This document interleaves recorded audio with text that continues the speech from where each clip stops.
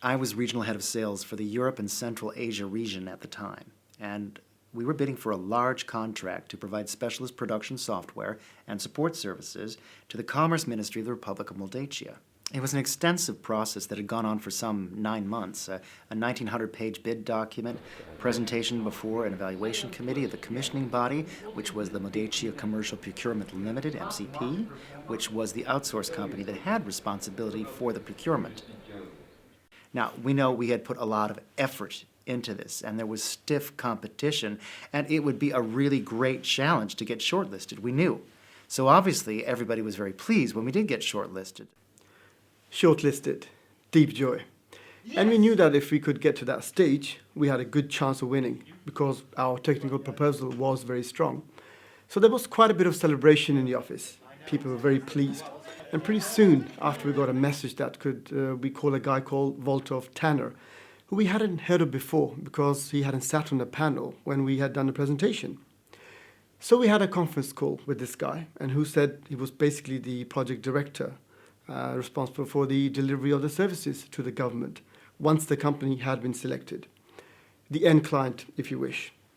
And after congratulating us on the quality of our proposal and on being shortlisted, he then said that the evaluation team wanted to make a visit to London to inspect our facilities.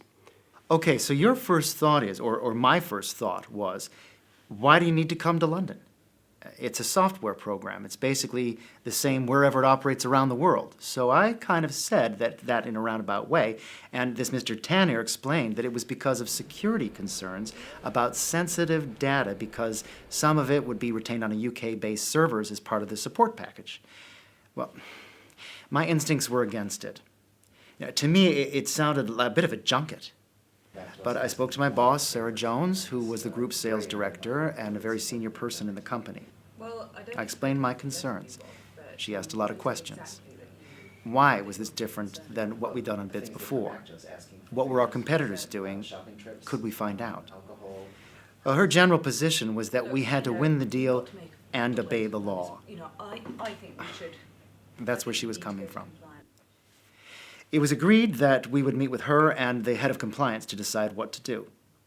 The issue at the meeting was whether it was appropriate to entertain a delegation from the procuring company, MHP, to review our facilities in the UK.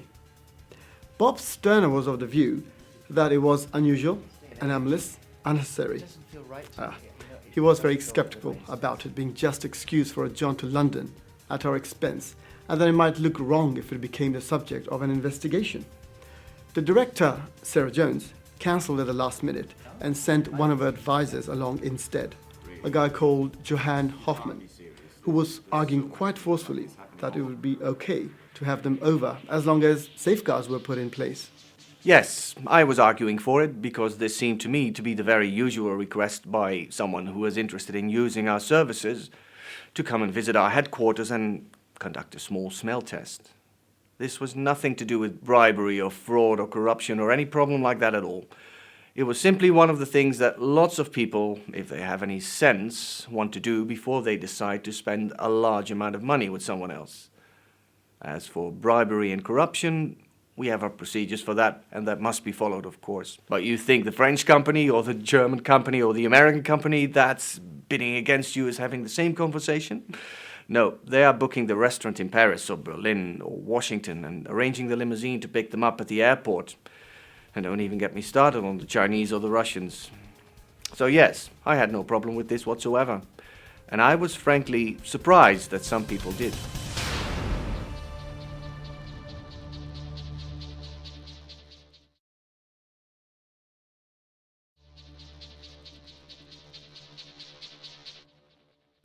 Now, it seemed to me that the conclusive moment was when Hoffman indicated that Sarah Jones basically wanted them to come. Now, they found out, and I don't know how, that one of our French competitors who had also made the shortlist were bringing the team to Paris, so it was a question of find a way to make this work? Our policy requirements are quite clear. We can entertain clients or potential clients on visits to our facilities if such visits are necessary for the client to gain an understanding of our products and our business. And as long as the business entertainment which surrounds such visits is appropriate and is not lavish and outside of the normal business parameters. This is in order to avoid any possible inference that we are trying to induce improper decision-making by them towards us. And there is a third requirement, which is that entertainment for the government officials, any kind of entertainment, is effectively prohibited in order to avoid any argument that we are trying to influence government officials in relation to our business. My view is that it's not the job of compliance to prevent the business. I think it's the job of compliance to assess the risks and advise accordingly, which is what we did. The team was going to be led by Mr. Tanner. We did offer to take care of visas, but they said no. Their embassy would do it. But we got copies of their passports for our records, and I noticed that Mr. Tanner had a diplomatic passport. So we queried this, but we were told it was a mistake, and they sent a normal passport through for him. I think the argument internally was about whether or not he was a government official, because if he was, then it was going to be really messy applying different standards to him than to everybody else. You can just imagine it, can't you? Oh no, sorry, Mr. Tanner. Everybody else is having a steak, but you can only have a glass of water. We were told that he was an employee of MCP, which was a private limited company, but we also knew that he was related by blood to the family of the president of the country. We knew that he had held previously government positions, including in the Commerce Department. We had seen a diplomatic passport with his name and face on it. I mean, to me, on any rationale, normal reading of the situation, the guy was, to all intents and purposes, a public figure fulfilling a role for the government. I mentioned all of this, but no. He's an employee of a private company. So, off we go. When they came over, it became clear that they had very modest expectations, let's put it that way, about the amount of time they were expecting to spend looking at our facilities, and very high expectations about the amount of sightseeing, shopping, and fine dining that would be going on. They were over for 3 days, and I think I would be surprised if even a day of that was spent actually in the facilities, which was the primary purpose of the trip. Although there were various meetings and presentations arranged, including with Sarah Jones and her staff. Fairly early on in the visit, we got given a list of requests by the minder, which included things like dinner at the Savoy, luxury chauffeur limousines for private use, with drivers, private visits, not during normal opening hours, to various Western stores, including Harrods and Fortnum & Mason, where it wasn't clear that we wouldn't be paying some of the purchases. And we had to be quite firm in saying, that we have a small schedule of social events which we have organised, some sightseeing around London, a trip to the Emirates football stadium, and these other things are your private time. The farewell lunch was set in a very nice yet not exorbitantly priced restaurant called La Maison Provençale in the West End of London. And I remember seeing that there were a lot of drink on the table, a lot of bottles of wine, but nobody had really been watching who was ordering what. I'm not really a wine expert. I really can't tell the difference from one bottle of wine to another. So the bill arrives, and it's £8,763.68 for 12 people. So we are like, what the? A close inspection reveals that 4 bottles of 1986 Chateau Regal had been added to the bill at a cost of £1,500 per bottle.